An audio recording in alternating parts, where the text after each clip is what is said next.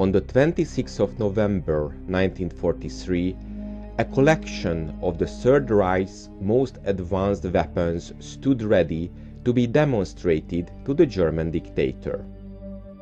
The location was the German military airfield at Insterburg in East Prussia. Hermann Göring had been singing the praises of the Messerschmitt 262 for months. For this demonstration, 2 prototypes were dismantled and shipped by rail with a crew of the Messerschmitt company's most experienced mechanics. The trip took them 5 days through Czechoslovakia and Poland.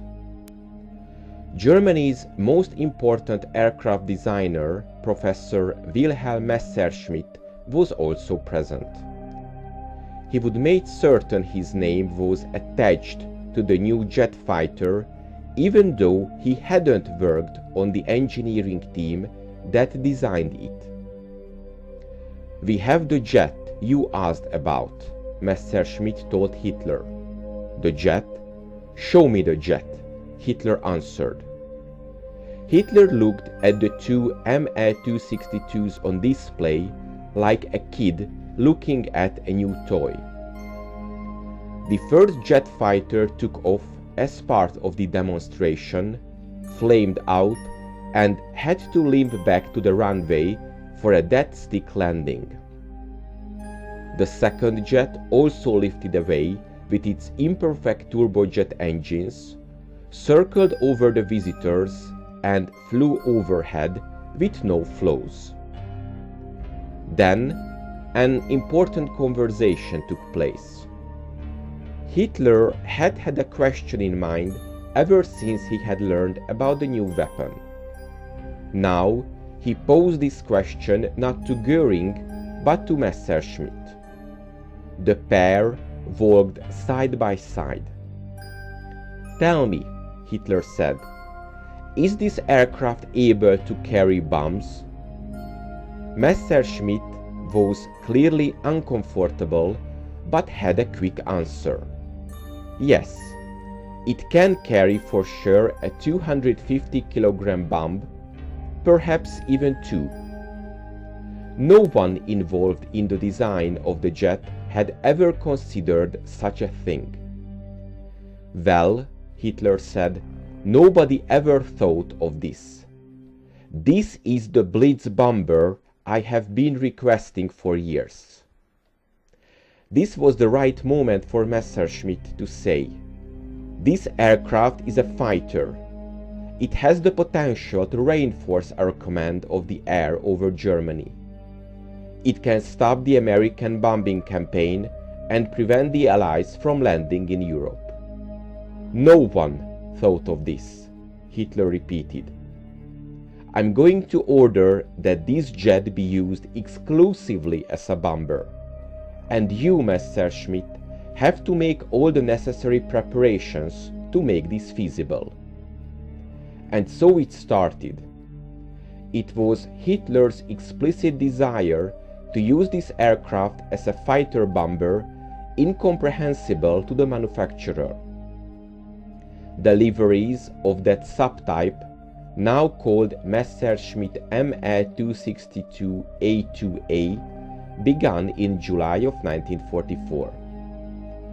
It differed from the Interceptor solely in having bomb-fusing equipment and a pair of pylons side by side beneath the fuselage nose, forward of the undercarriage wells. During the middle of October of 1944, proposals were made for towing ordnance behind the jet in a rigid tow arrangement called Deichselschlepp.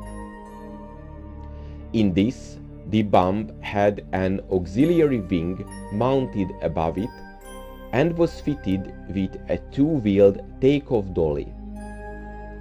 It was attached to the aircraft by a 6-meter hollow pole, this having a double joint to allow both vertical and horizontal motion.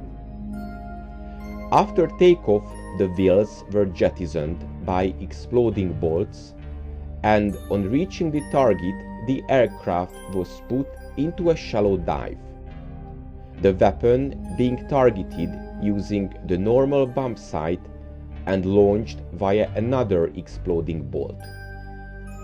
The aircraft flew the first test with a towed 500 kg bomb in late October of 1944. It later tested a 1000 kg bomb, but this caused many problems. The test pilot who conducted trials with the Deichselschlepp arrangement found that the larger bomb tended to porpoise disconcertingly. On one occasion, the explosive bolts failed to jettison, and the bomb and the pilot had to land still attached. During another test, putting the aircraft into too tight, a turn caused the towing swivel to break away and damage the rear fuselage. Despite this, the test pilot considered that with an improved wing and the addition of a vertical fin, good results could have been obtained with towed bombs. The trials continued in early 1945. It was estimated that with the bomb on tow, the speed of the jet was reduced to some 330 miles per hour. Eventually, it was concluded that the towed bomb concept was too dangerous and any further tests were cancelled.